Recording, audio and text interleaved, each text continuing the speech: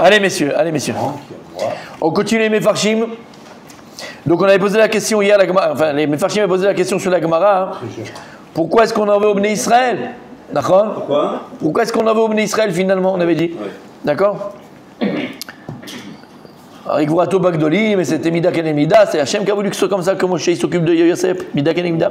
On a donné trois réponsières. La personne la plus importante. Voilà, trois réponsières, encore deux. Mais Sefer, Tziva, Kohen, Katav et Shem Aviv, Naftali Katz, Sheomnam, Israël, et Nichou, les Moshe, il Tasek, Yosef, Biglal, Gdoulato. Bemet, Am Israël, ils ont laissé Moshe Rabbeinu s'occuper de Yosef, parce qu'il était Gadol Israël, et c'était le Kavod à Yosef. Ach Moshe, Biglal, Abatnuto.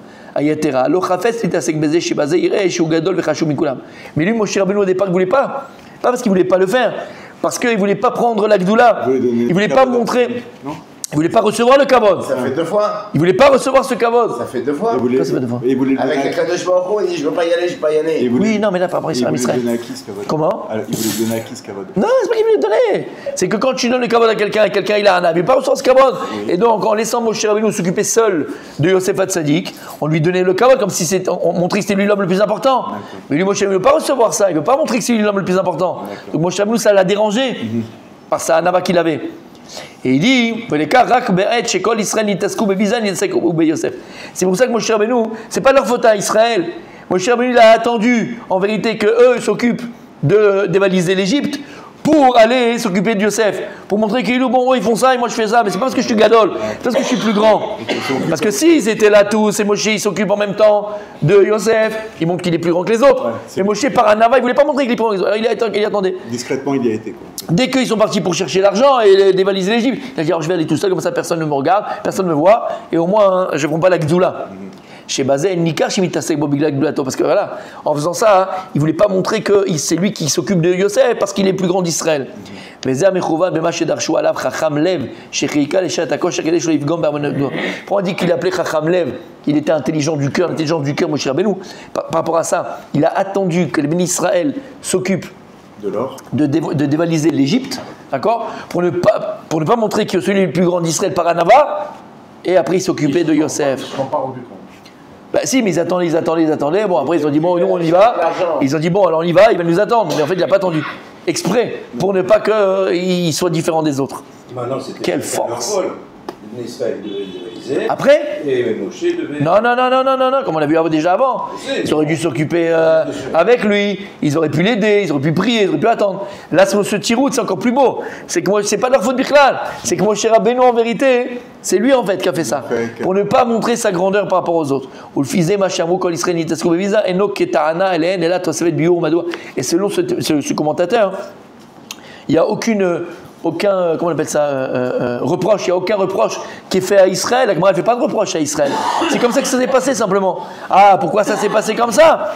Parce que Moshe Rabbeinu ne voulait pas montrer sa grandeur par rapport aux autres. Il a attendu que tout le monde parte s'occuper de ça pour lui s'occuper de Yosef Hatzadik. J'adore, c'est magnifique. En quoi ça a pesé sur les bénis Israël pendant 40 ans dans le désert? Non, il y a rien, ça a Ça avait rien pesé? Non, pourquoi? Non, hier on avait... C'est un autre Mefarshim, ça dit qu'il ne faut pas mélanger les pinceaux. Là, on est dans le 4e Mefarsh. Okay. Et lui, il vient, il te dit, il n'y a pas de Ta'ana. Ça, c'est le Sefer Betziva à Aaron. À Cohen, Betziva à Cohen. C'est très, très joli.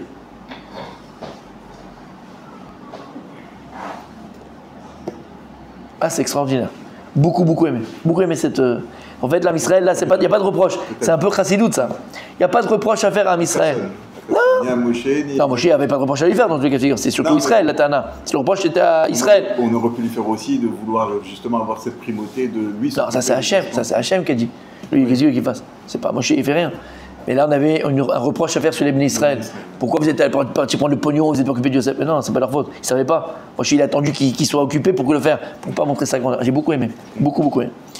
Et là, dernier tirout, alors les Acharonim, et là, j'adore ce tirout. Regardez comme il est beau. Alors, c'est Pardes Yosef et le Birkat Aaron. Regardez comme c'est joli. Ils disent, c'est très beau. Et donc là aussi, il n'y aurait pas de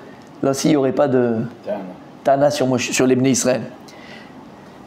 Kevan chez Moshe Aya Cohen. Moshe Rabbeinu, il était Cohen au départ. On l'a vu hier, d'accord? Au départ, il était Cohen. Un Kohen, il n'a pas le droit de s'impurifier pour les morts. Et mort est la Kohanim. Un Kohen, il n'a pas le droit de s'impurifier pour les morts. Il était sept, L'eau, on avait dit. voilà, mais il était Kohen à la base avant, Mishkan, et après Mishkan, c'est Aaron qui prend. Mais au départ, il est Kohen depuis le début. Kohen, après il a été dans les fonctions de Kohen quand il va travailler au Mishkan, et après il va donner la main à Aaron. Mais il était Kohen. Chez Keman, chez Moshaya Kohen, c'est comme ça, la Gemara dit dans Zvachim, Kouvbet, Amoudbet. L'eau, Yachol Aya, il est Tassaï Be Yosef. Un Kohen, il ne peut pas s'impurifier pour les morts. Ce que j'ai dit hier. Ce que tu as dit hier. Vechika leshat kosher, shekol Israël taskou bebiza, vaz yedin Yosef kedin. Met mitzvah, biuchal les tapel beau, les kardashu ala, chacham lev. En fait, Moshe Rabbeinu, c'est beau. Oui. Il a attendu en fait que tout Israël s'occupe de la biza, il s'est occupé. Donc maintenant, il va bien avoir quelqu'un qui s'occupe de Yosef. Et on sait qu'un Kohen, c'est vrai qu'il a pas le droit de s'impurifier pour un mort, mais un maître mitzvah, il peut s'impurifier. Si maintenant un Kohen il est sur le chemin, un Kohen il est sur le chemin, et tout d'un coup ils voient un cadavre sur le chemin, il n'y a personne qui peut l'enterrer, même si c'est un Kohen, il a le devoir de l'enterrer. Il s'appelle maître mitzvah. Mais sur place. Alors là, Moshe Rabbeinu, il a fait pareil. Comme c'est lui qui s'occupait de Yosef, mais il est Kohen, donc il ne peut pas s'impurifier. Donc il a attendu que les bénis Israël aillent s'occuper du bizarre, donc il n'y a maintenant personne qui peut s'occuper de Yosef. Yosef devient un maître mitzvah, et maintenant il a le droit de s'occuper de Yosef. C'est comme c'est joli. Magnifique. Tout de suite et sur l'endroit. Comment? En principe, mettre une mitzvah, c'est il doit l'enterrer sur place. Pas du travail pendant des kilomètres. Après, il a donné ça au Shevet Yosef. Après, c'est le Shevet Yosef qui s'occupait de Yosef. Lui, il a juste fait revenir il a fait revenir le cercueil était là. Le Shevet, il s'occupait de Yosef. Ah, voilà pourquoi il a attendu qu'il s'occupe de la visa. Il est beau, hein? C'est ce qu'il a parlé de ça hier, Rabbi Moshe. C'est pas mal. C'est joli, hein? Très très bon. Beaucoup aimé, beaucoup aimé. Hein, monsieur Lévy? Ah, ça va. Ok. Il était gentil aujourd'hui. Après, on a dit Chacham Lev. C'est vrai qu'on a dit qu'il était Chacham Lev parce qu'il a été intelligent de comprendre et de réussir à trouver la solution. La halakha. La bonne parade. Exact, dans la bonne parade. Ensuite, on a dit Chacham Lev, Ikach mitzvot. D'accord? Chacham Lev, Ikach mitzvot, intelligent du cœur, il prend les mitzvot. Ici, disent les commentateurs, c'est quoi Malakach Moshe Rabbeinu? Quel mitzvot ou lakach? Quel mitzvot? Quel mitzvah? Alors, le Iyun Yaakov. Alors, le Iyun Yaakov, il est dans le Ein Yaakov. Le Ein Yaakov, c'est un livre très, très, très intéressant, où il y a tous les Agadot du chasse, toutes les histoires du chasse, elles sont dedans, et les commentateurs sur toutes les histoires du chasse. Comme l'a dit Rabbi Moshe, il est où ce livre? Il est là. Dans la bibliothèque, il est là. C'est quoi les Agadot? Alors, c'est des histoires. Comme là, ce qu'on fait, c'est pas des halachot, c'est pas des machins, c'est des histoires. C'est des histoires. Agadat Pessar, c'est l'histoire. Tu l'as? Oui. Donc Agadot, c'est ce qu'on fait là maintenant. L'histoire de Yosef en Égypte, les machins, tout ce qu'on a vu, Myriam, tout ça c'est l'Agadot. Alors il dit là-bas le Ein Yaakov.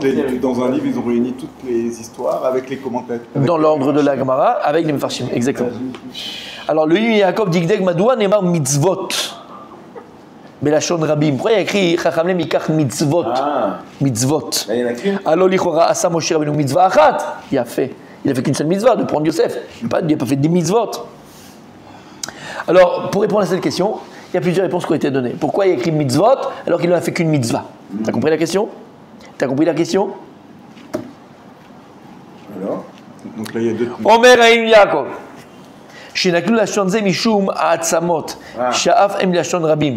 Parce qu'il a pris atzmot Yosef. Puis il a pris atzmot Yosef et sur chaque os qu'il a pris de Yosef, il a une mitzvah. Chaque os, il doit être enterré. Imagine quelqu'un, il a trouvé un os et le lendemain, il trouve un autre os, il a fait une autre mitzvah. Il a 240. Non, pas des os. Oui, 200. Kamareva, je suis à Guidav. Non? Non, c'est les Il n'y a pas? C'est les organes. Bien sûr, c'est pas les os. Ah oui.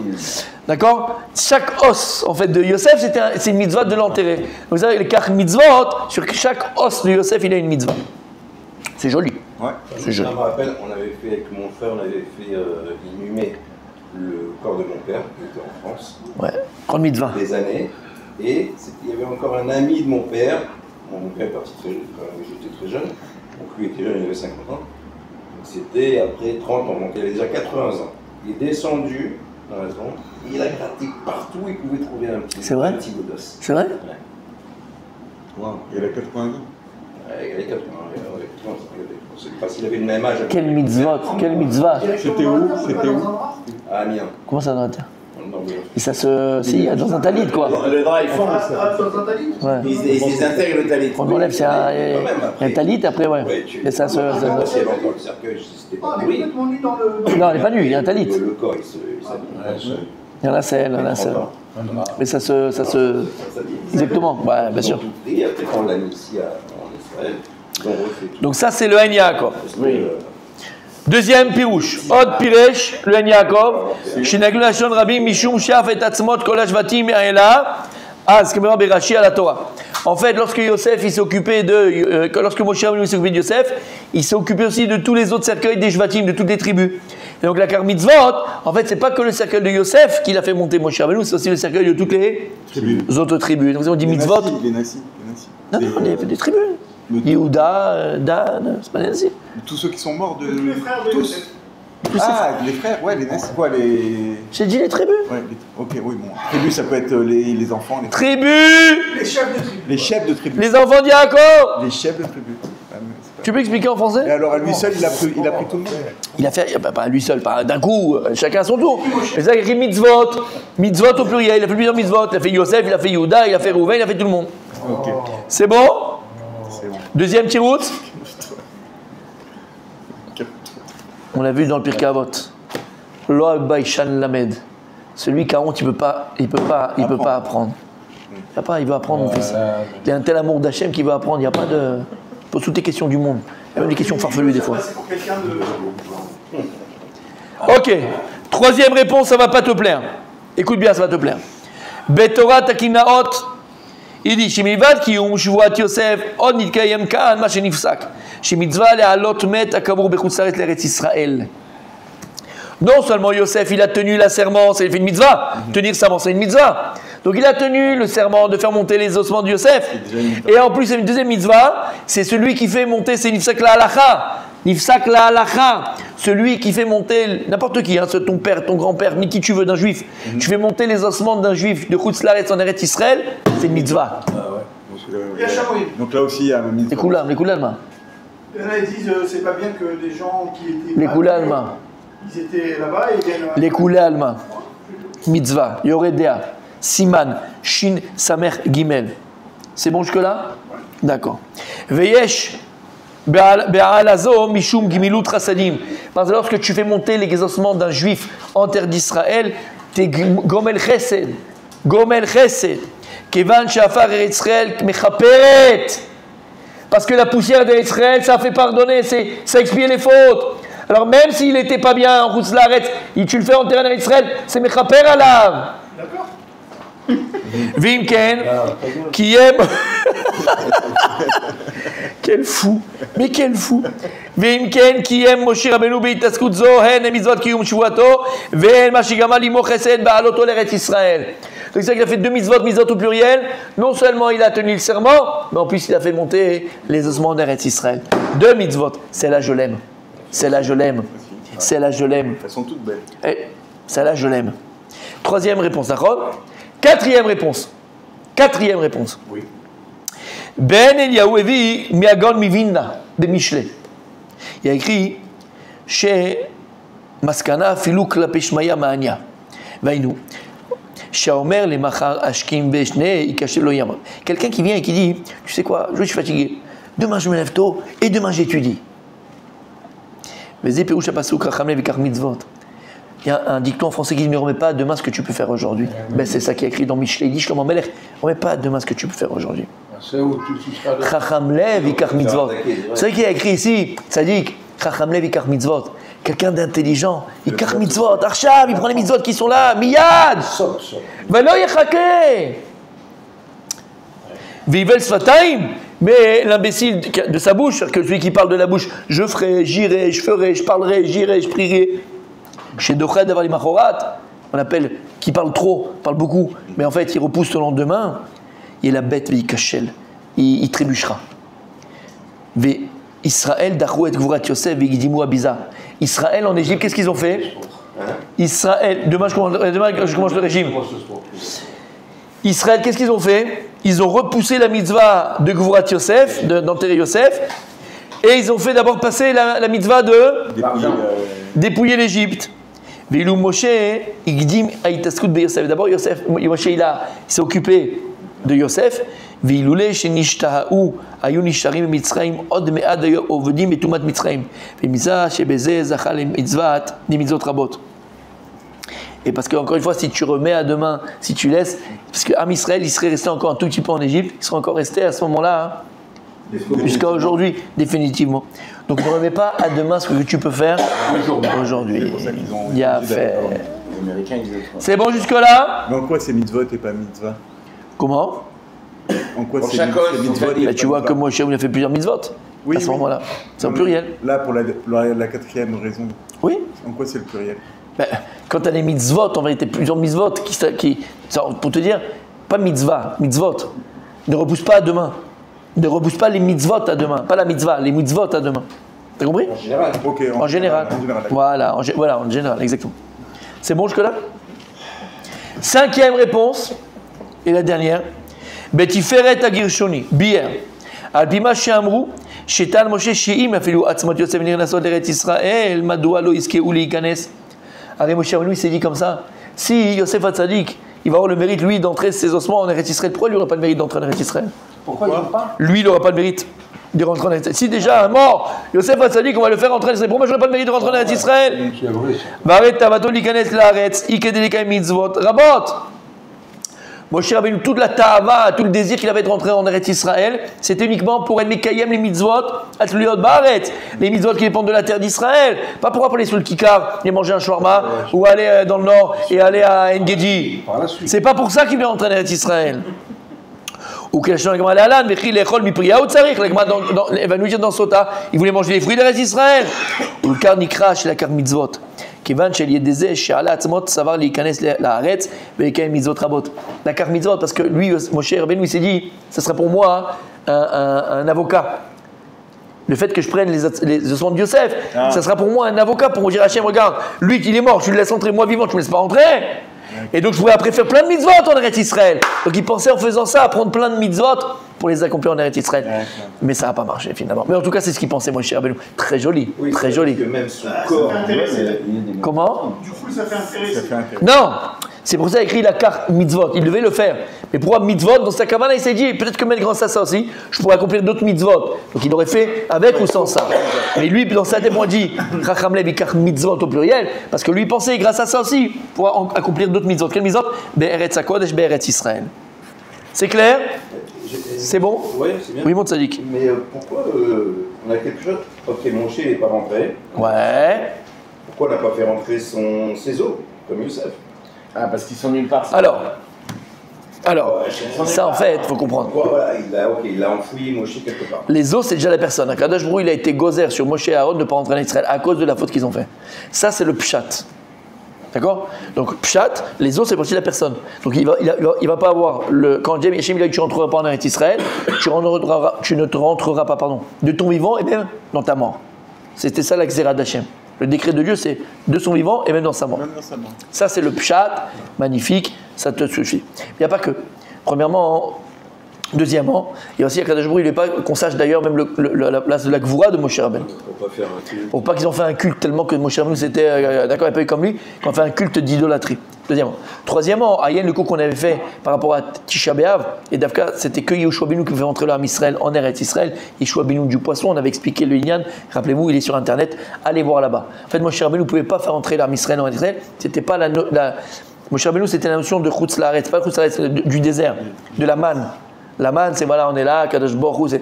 Après, en Israël, il faut travailler, il faut travailler la terre, il faut faire la guerre. Ça, c'était pas la prina de Moshe Rabbeinu, c'est la prina de Yoshua bin Nun. On avait expliqué ce cours-là. D'accord? C'est la troisième réponse. Quatrième réponse, parce que si Moshe Rabbeinu était rentré en Israël, on sait très bien que les Chachamim nous disent il aurait construit le Beth Amikdash, et à ce moment-là, quand l'âme Israël aurait fauté, Hachem n'aurait pas pu détruire le temple, parce qu'il aurait été trop kadosh, il aurait détruit l'âme Israël. Alors Hachem, il a fait en sorte que ce soit Yoshua et pas qui rentre et pas Moshe Rabbeinu qui ne construit pas le temple. Quatrième réponse. D'accord? C'est bon? Ok. On termine pour aujourd'hui. Ici, il pose la question, écoutez bien.